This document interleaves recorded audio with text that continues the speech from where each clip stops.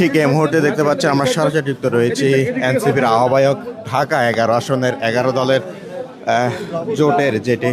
জোটের মনোনীত প্রার্থী নাহিদ ইসলাম। তিনি এই মুহূর্তে ভোট দিতে আসলেন।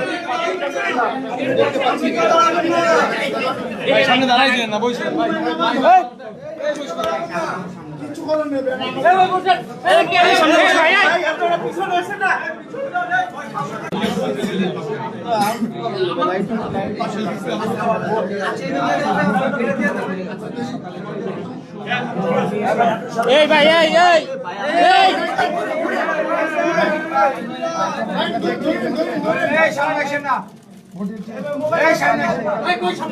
এই ভাই দইরা রাখেন, ভাই দইরা রাখেন।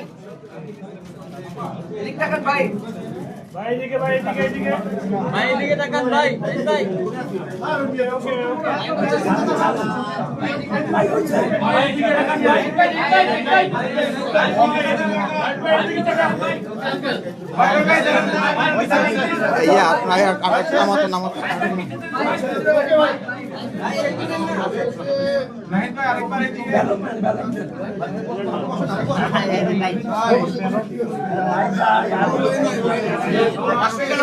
ভাই আপনার মোবাইল গুলো এই লোকটারে বসান। এই ভাই এই আপনি পিছে আসেন। এই ভাই এই লোকটারে একটু এই ভাই আপনি এদিকে সরেন, এদিকে সরেন, পিছে আসেন।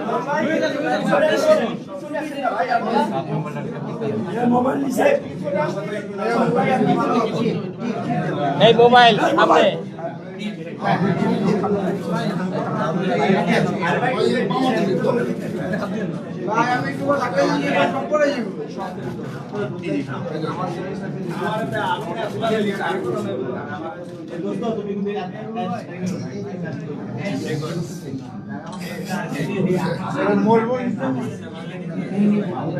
ভাই আপনার মোবাইলটা একটু নিচে নাও ভাই, নিচ থেকে বাক্স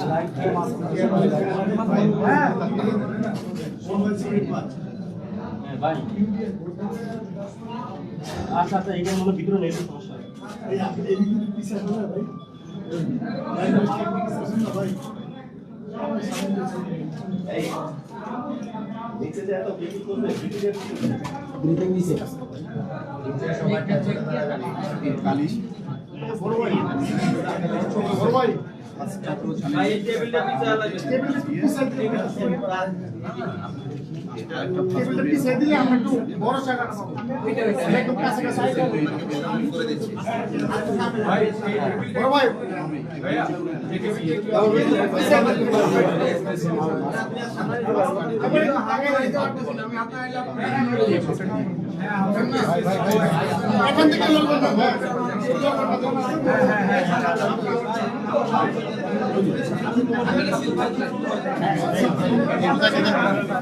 ভাই এখানে দাঁড়ান, এখানে দাঁড়ান। ওইটা তো ওইদিকে ঘোরার দরকার কি আপনার?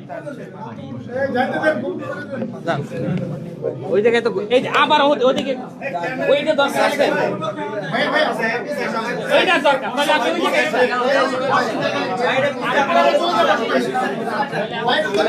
ঠিক দেখলেন আসলে আমরা এই মুহূর্তে ঢাকার বেড়াইদে রহমতুল্লাহ যে ইউনিভার্সিটি রয়েছে ঠিক সেখানে রয়েছে এবং ঠিক এই কেন্দ্রে কিছুক্ষণ আগে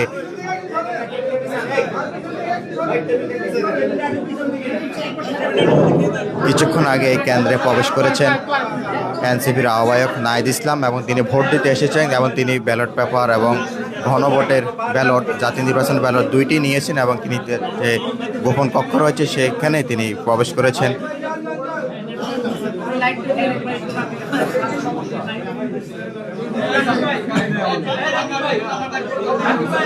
সকাল 7:30 জাতীয় নির্বাচন এবং গণভোটের যে ভোট গ্রহণ যে কার্যক্রম সেটি শুরু হয় এবং তার আগেই আমরা লক্ষ্য করলাম যে ভোট কেন্দ্রে ভোটারদের সরব উপস্থিতি এবং উৎসব আমেজের মধ্য দিয়ে ভোটাররা ভোট কেন্দ্রের সামনে তারা এসে লাইন ধরে দাঁড়িয়ে অপেক্ষা করে।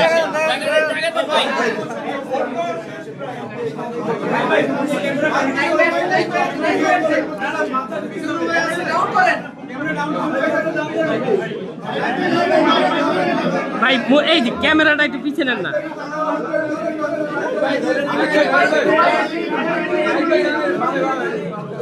ঠিক দেখতে পাচ্ছেন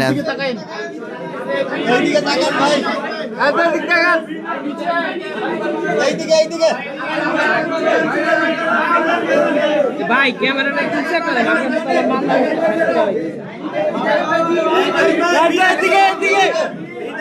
ঠিক দেখতে পাচ্ছেন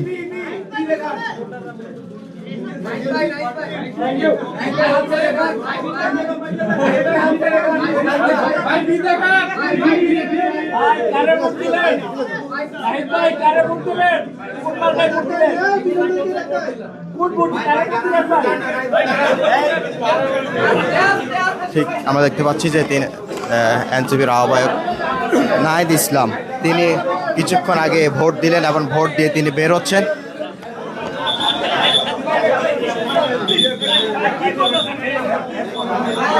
ঐতিহাসিক দিন ত্রয়োদশ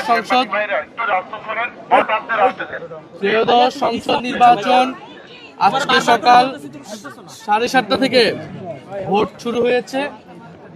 আমি এই কেন্দ্রে রহমতুল্লাহ কলেজ এই কেন্দ্রে আমি আমার ভোট প্রদান করলাম। আমার জীবনের প্রথম ভোট আমি প্রদান করলাম। নীরব পরিবেশেই নির্বিঘ্নে আমি ভোট প্রদান করলাম। আমি জনগণের প্রতি আহ্বান জানাচ্ছি, সকলের প্রতি আহ্বান জানাচ্ছি, আপনারা 11 দলের পক্ষে অবস্থান নিয়ে বাংলাদেশকে এগিয়ে নিয়ে যাওয়ার। আপনি নির্বিঘ্নে ভোট দিয়েছেন, তবে দেশব্যাপী গতকালকে অভিযোগ ছিল বিএনপির বিরুদ্ধে। এমন ঘটনার কোনো আলামত, এমন কোনো আশঙ্কা আজকেও দেখছেন কিনা? আমরা গতকাল রাতে কয়েকটি জায়গায় এই ধরনের ঘটনার, অনাকাঙ্ক্ষিত ঘটনার কথা শুনতে পেয়েছি। রাতে আমাদের দল থেকে প্রেস ব্রিফিং করা হয়েছে, আমরাও সোশ্যাল মিডিয়া এই বিষয়ে কথা বলেছি। আমাদের বিভিন্ন প্রার্থীর সমর্থক তাদের উপরে হামলা করা হয়েছে। কুড়িগ্রামে আপনারা দেখেছেন আতিক মুজাহিদ, নোয়াখালীতে হান্নান দেব, অনেকগুলো জায়গায় আমাদের যে ক্যাম্প বসেছে ভোট কেন্দ্র সংলগ্ন, সেই ক্যাম্পে কিন্তু হামলা হয়েছে, বন্ধ করে দেওয়া হয়েছে। ফলে এই প্রতিকূলতাগুলো কিন্তু এসেছে। আমরা এই প্রতিকূলতাকে বেশি ফোকাস করছি না, আমরা ভোটে আসার জন্য আহ্বান করতেছি। কারণ আমরা চাই না এই ভোটের দিন কোনো ধরনের অনাকাঙ্ক্ষিত ঘটনা ঘটুক। আমরা চাই মানুষ ভোট কেন্দ্রে নির্বিঘ্নে আসুক। যারা এগুলো করতেছে, আমরা মনে করি মানুষ ব্যালটে তাদের বিরুদ্ধে রায় দিবে, ব্যালটেই মানুষের জনরায় প্রতিফলিত হবে। এবং প্রশাসনের প্রতি, সেনাবাহিনীর প্রতি, মিডিয়ার প্রতি আমাদের করজোর অনুরোধ থাকবে, আহ্বান থাকবে। আমাদের এত আন্দোলন, সংগ্রাম, আত্মত্যাগ সব কিছু ব্যর্থ হয়ে যাবে যদি ভোট সুষ্ঠু না হয়। তা আমরা আশা করব তারা নিরপেক্ষ আচরণ করবে। তারা প্রশাসন যদি নিরপেক্ষ আচরণ করে, তাহলে এই ধরনের যারা গায়ের জোর দেখানোর চেষ্টা করছে তারা আসলে সফল হবে না। ভোট সুষ্ঠু হলে এনসিপি কয়টি আসনে জিততে পারে? 11 দলীয় জোট কয়টি আসনে জিততে পারে? 11 দলীয় জোট সরকার গঠনের লক্ষ্যে গঠিত হয়েছে। আমরা মনে করছি আমরা সরকার গঠনের দ্বার প্রান্তে রয়েছি।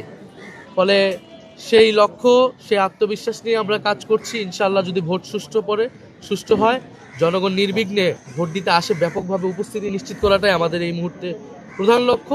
সাধারণ মানুষ যাতে ব্যাপকভাবে ভোট কেন্দ্রে উপস্থিতি দেয় এবং আমরা ভোট কেন্দ্র পাহারা দিব। ফলাফল না নেওয়া পর্যন্ত আমরা ভোট কেন্দ্রের সামনে থাকবো, মাঠে থাকবো।